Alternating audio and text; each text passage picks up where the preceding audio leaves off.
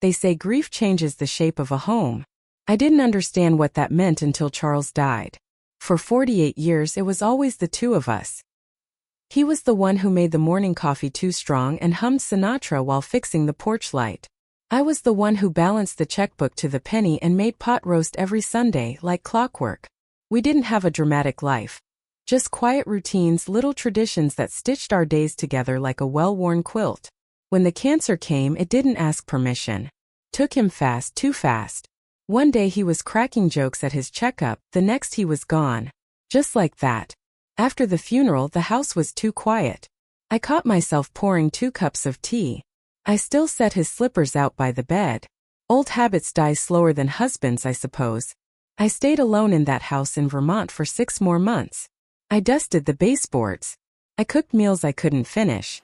I kept the lights on in every room just to feel less alone. And all the while I told no one about the money. Charles was always careful with investments, quieter about it than I ever realized. A year before he passed, he quietly sold some property, moved things around. After the dust settled, I was left with $4.5 million, tucked neatly into portfolios in real estate. No one knew. Not my neighbors. Not my church group. Not even Emily. Emily is my only daughter. We were close once. I braided her hair every morning before school, waited up for her prom to end, stayed up late helping her with college essays. She was bright, kind, but over the years something hardened in her. Maybe it was the city or maybe just life. I don't know. Still, when she came to visit one Sunday afternoon, holding a homemade pie in Brian's arm, I let my heart rise a little. "Mom," she said, placing a hand on mine, "we've been thinking. It's not good for you to be alone in that big house. Why don't you come live with us for a while?" Brian nodded, smiling like someone posing for a picture. "We'd love to have you, Margaret. The guest room's all yours. You shouldn't be here by yourself." Sounded like love at the time. Or maybe I just wanted to believe it was. I remember the warmth of Emily's hands on mine, how her voice softened when she said, "It's your family's turn to take care of you now." I remember crying that night, not from sadness but relief. Maybe this was what healing looked like. Maybe I wouldn't have to eat alone anymore.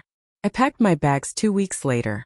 Only the essentials, a suitcase of clothes, Charles's favorite sweater, our wedding photo in a silver frame, and the key to a safety deposit box no one had ever asked about.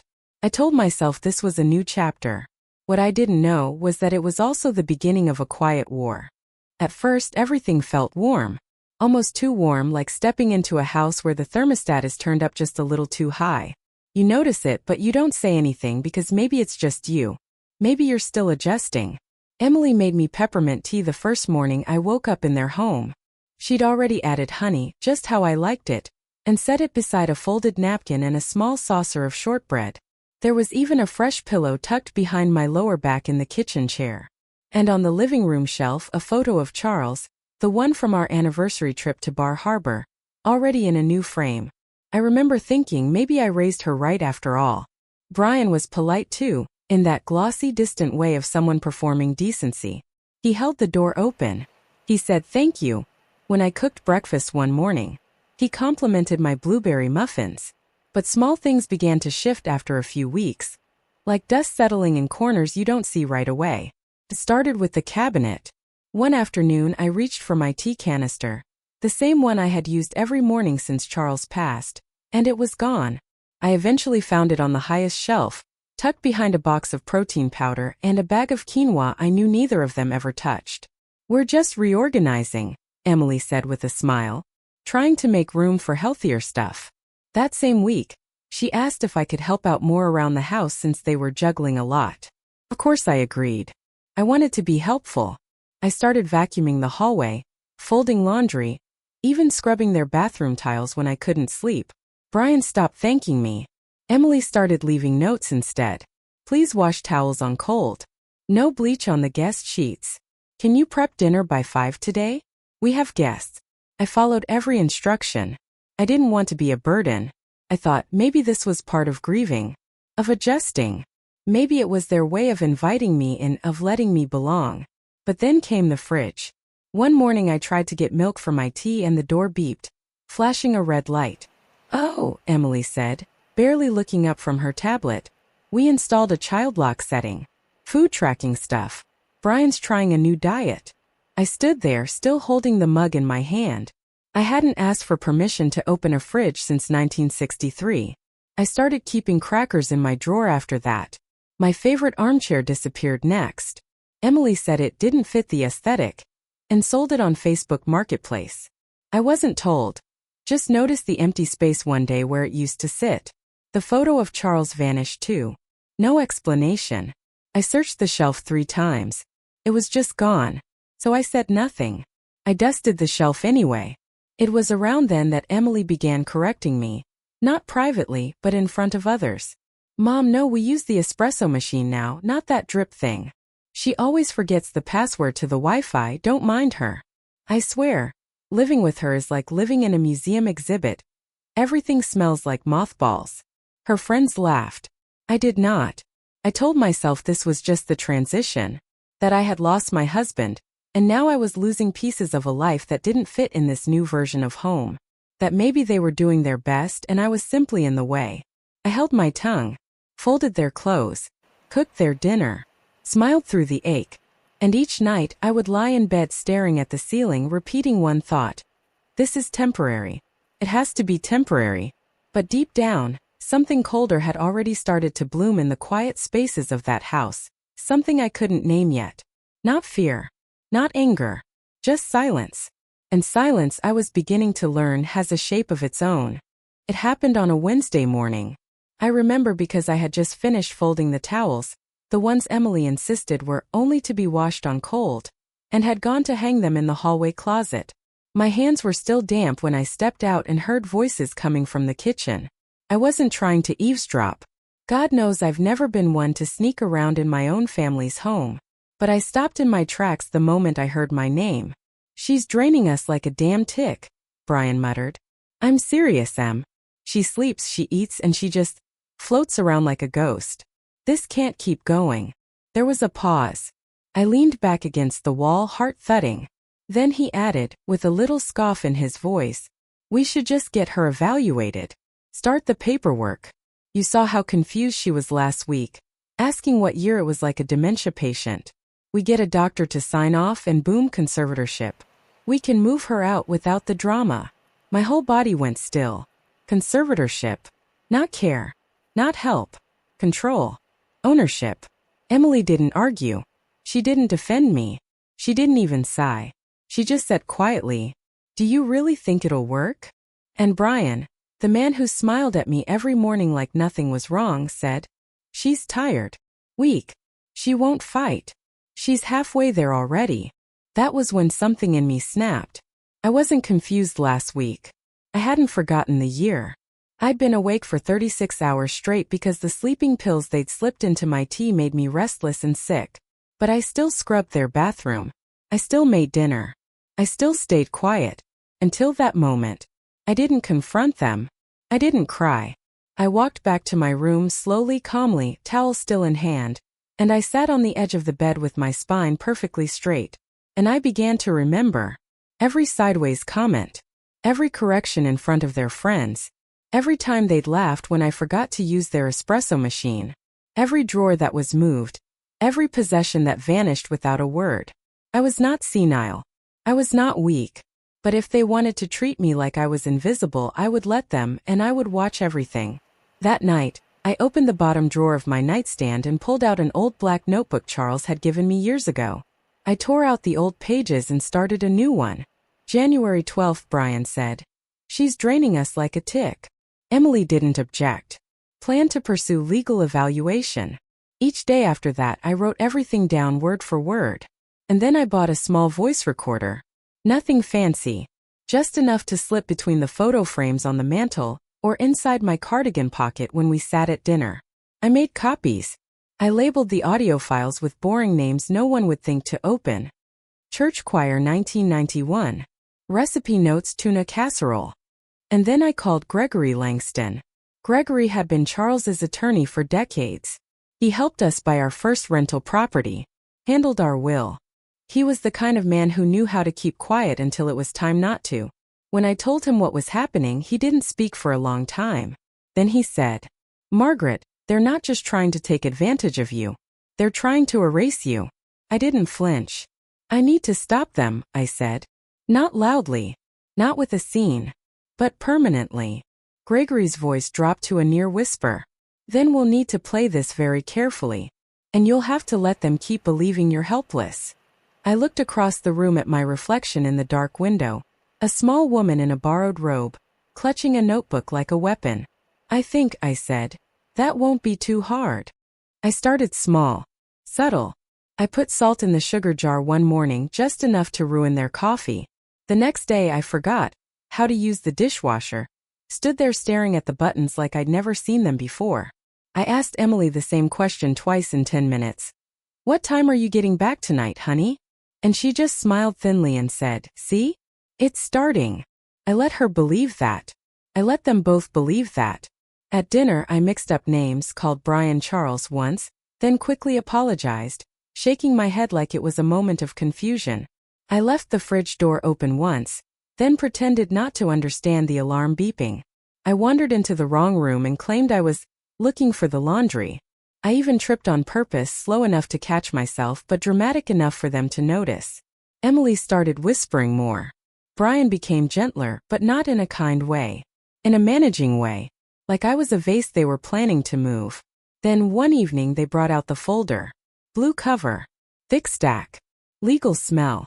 Emily placed it in front of me at the dinner table, right beside the napkin I had ironed earlier that morning. "Mom," she said, tone syrupy sweet, "these are just some standard estate documents. Nothing complicated. It's just to help us help you. Manage the bills, medical things, that kind of stuff." Brian chimed in. "It's just about making sure you're protected." I blinked slowly. Let my hand tremble just a little. "Do I need a lawyer to look at this?" I asked, voice thin, eyes wide. Brian chuckled. "We've already spoken to someone. It's all clean." They pushed a pen toward me. I didn't sign. Not yet. I flipped through the pages slowly, pretending to struggle with the small print, squinting under the kitchen light. And while I did, the recorder inside my cardigan was capturing every word, every lie. What they didn't know was that Gregory had already seen a version of these papers, and he had helped me draw up a nearly identical set. Ours just told a very different story. Each night after they went to sleep, I scanned the pages they gave me. I filed them into a folder on my flash drive labeled Old Recipes, Church Luncheon 2002. I backed it up twice, one for Gregory, one for me.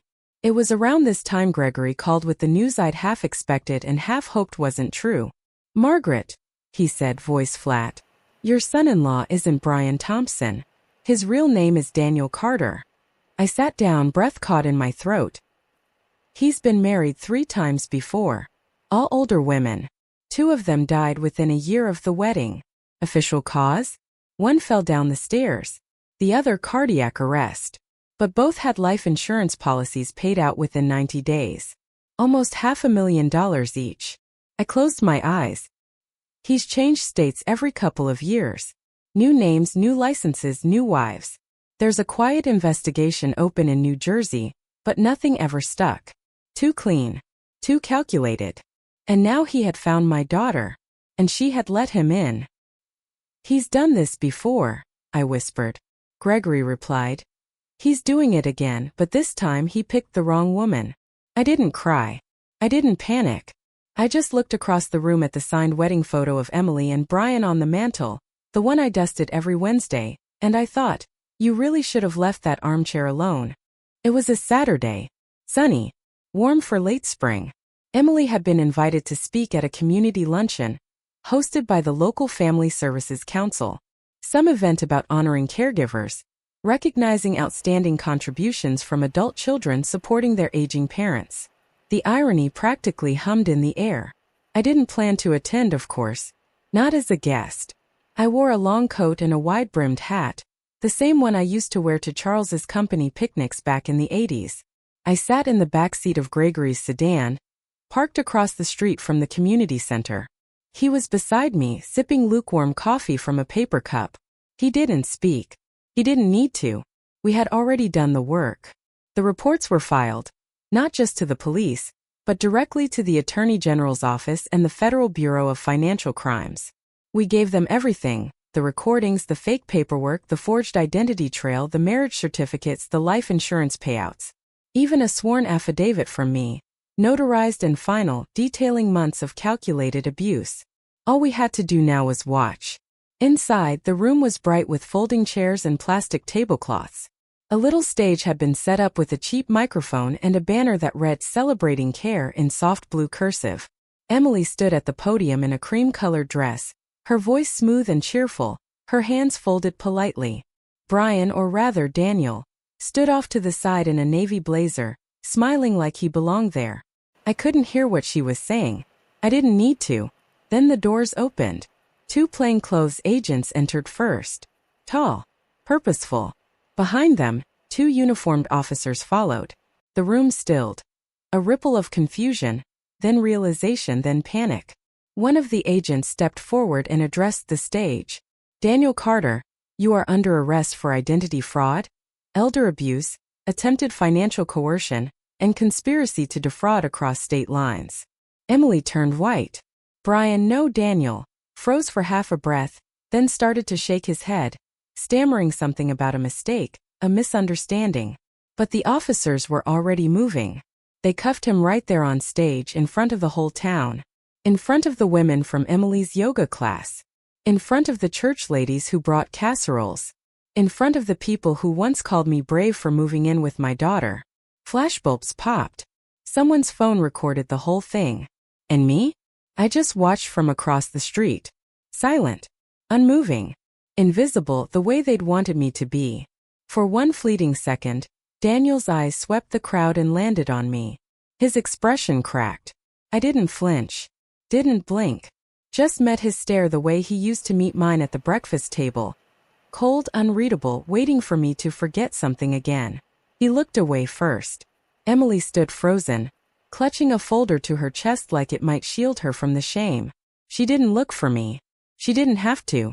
3 days later, I slid a plain white envelope into the outgoing mail bin at the post office downtown. No return address. Inside, 1 crisp $1 bill and a single piece of stationery with my handwriting across the top. "For your silence. This is all you deserve." I sealed it and walked away. The air smelled different the moment I stepped off the plane. Venice was warm that morning. Not with heat but with color.